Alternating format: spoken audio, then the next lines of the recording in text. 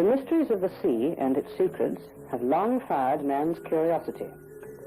Tales of lost treasure ships and the strange marine animals living in the world beneath the waves have spurred him on in his quest to penetrate the barrier and explore the unknown depths. And his attempts have been recorded on the pages of history from early times.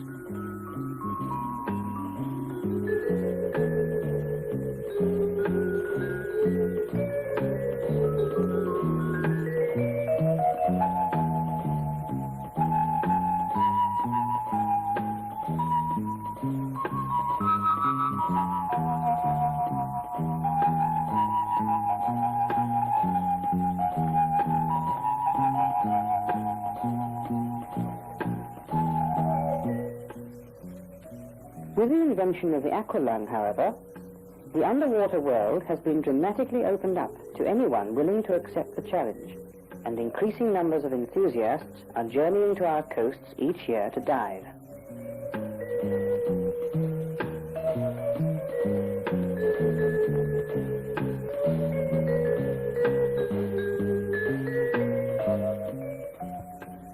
The passion felt by so many for the sport is infectious, and anyone showing the slightest interest, however casual, is welcomed either as a possible convert or at least as a kindred spirit to whom one can recount past experiences and so live again those all too short excursions underwater.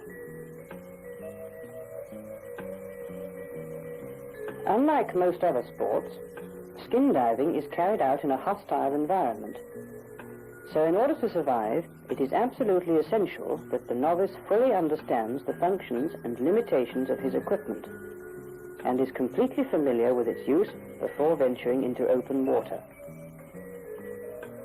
This is best achieved by training through the British Sub-Aqua Club, the governing body for the sport in this country, whose 200 branches are spread throughout the United Kingdom and the Commonwealth. Initially, training is carried out in the safe confines of the swimming pool, where the pupil first learns to use the basic equipment, consisting of a mask permitting clear vision underwater, a snorkel allowing easy breathing on the surface, and fins giving added thrust and mobility. When the use of this equipment is mastered, the pupil progresses to the aqualung. The aqualung consists of a high-pressure cylinder containing compressed air, a demand valve which reduces the high-pressure air to a breathable level when required and incorporates a cylinder contents gauge, breathing tubes, and a harness fitted with a quick-release fastening for safety.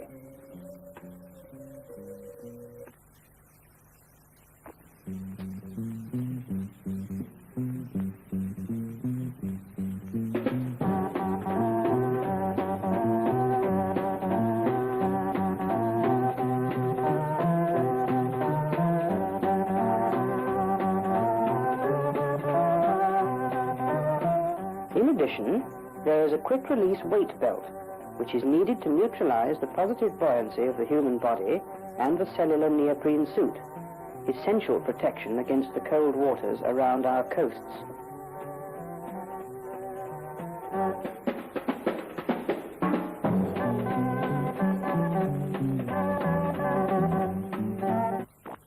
Once underwater, training begins, and the program is designed to give the pupil confidence in the equipment and the ability to use it safely in open water.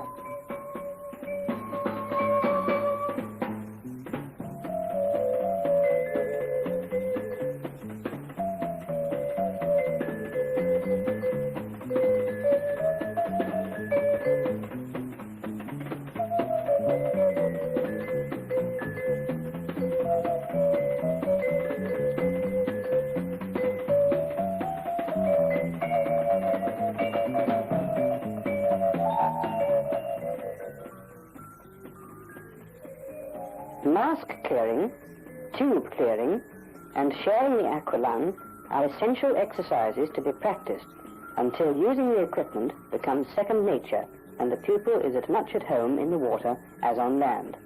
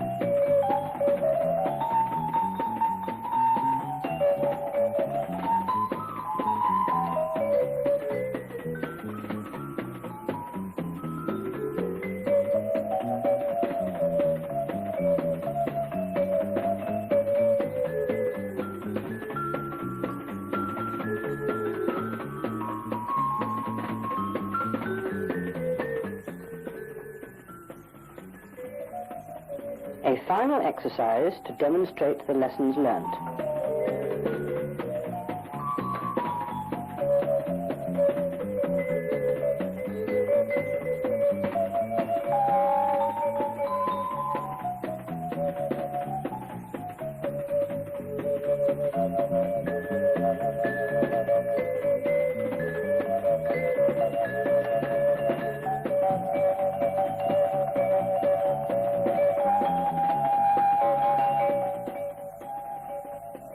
As a result of thorough coaching, the trainee now shares the same skills and confidence underwater as the instructor, although fitting all the equipment while submerged prevents her from sharing her instructor's well-earned break for refreshment.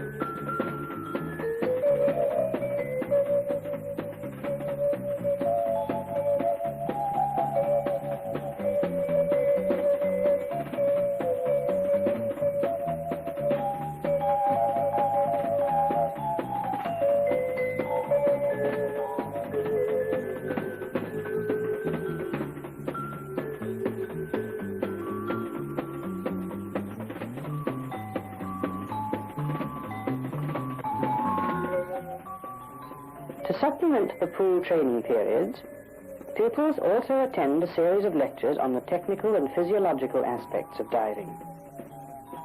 With the theoretical and practical training program successfully completed, the pupil is ready for her first open water dive. At last, the time has come when the pupil can put into practice the lessons learned whilst under instruction.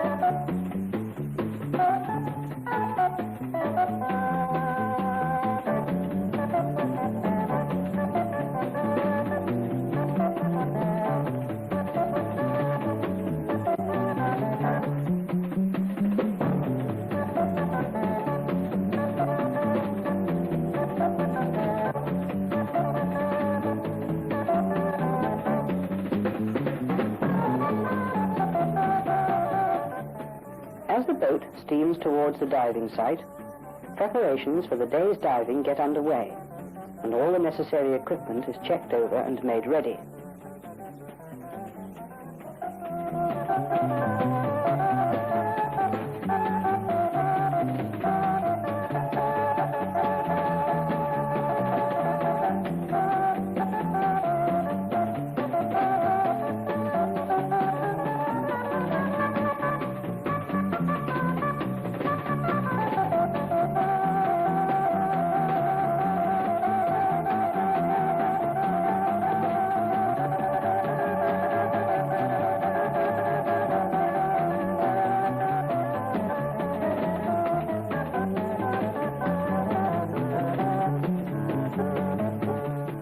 The diving site is eventually reached.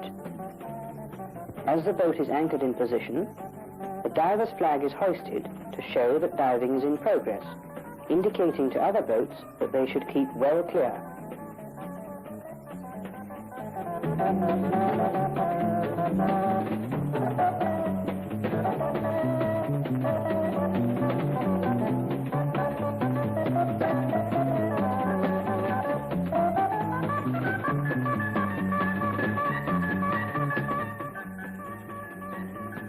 Final preparations are made. A lookout is posted, and a buoy is prepared for streaming astern on a lifeline.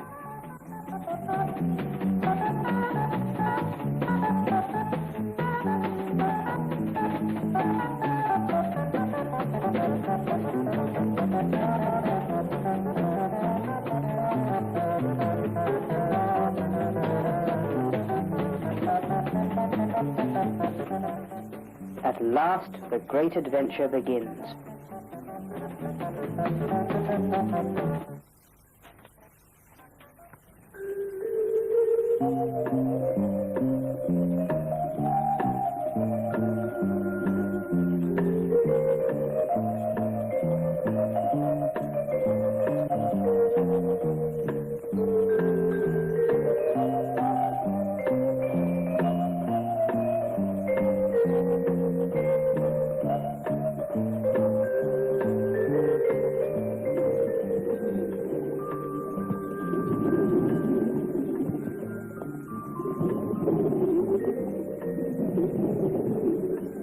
For many taking part in the sport for the first time, diving offers the excitement of exploring an entirely new environment, so near and yet so completely different from the normal daily round.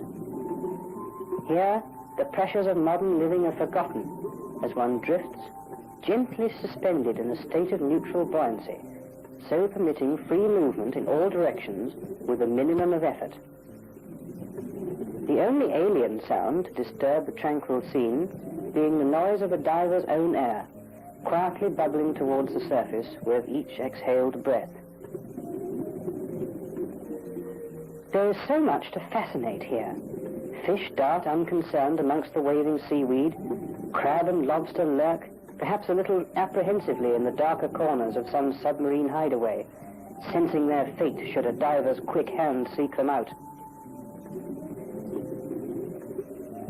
The encrusted structure of some long-forgotten shipwreck provides food for the imagination. Sharpened by the knowledge, your eyes may be the first to gaze on these remains since they disappeared under the waves so long ago. And what may still be found lying forgotten amongst the wreckage? The pulse beats a little faster with such thoughts as you venture to explore further.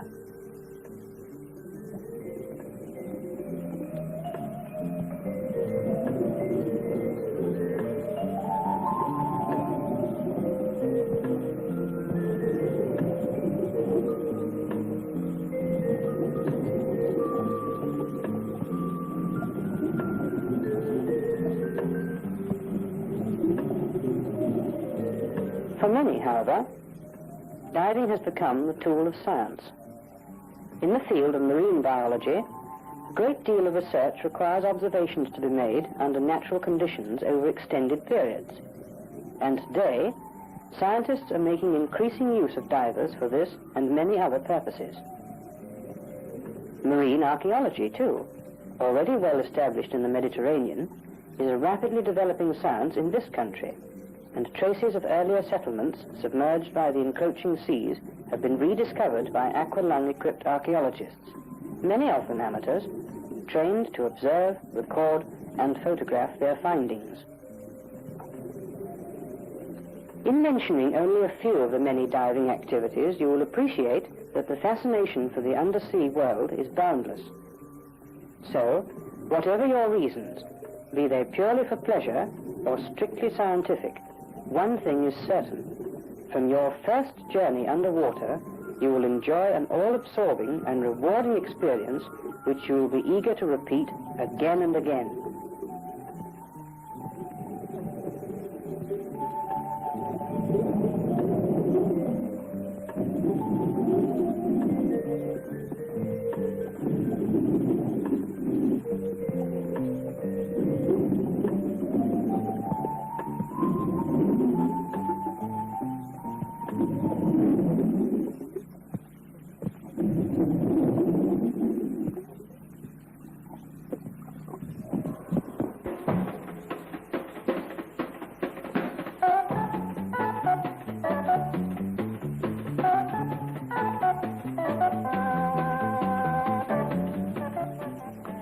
For her first dive, our pupil seems pleased with her new experience, and to judge by her catch, she has every reason to be. Her instructor has taught her well, and from his expression, perhaps a little too well. So you can see, Fish Sub Aqua Club, using first-class equipment properly maintained and a strict adherence to the code, the best and only means of ensuring safe and enjoyable diving.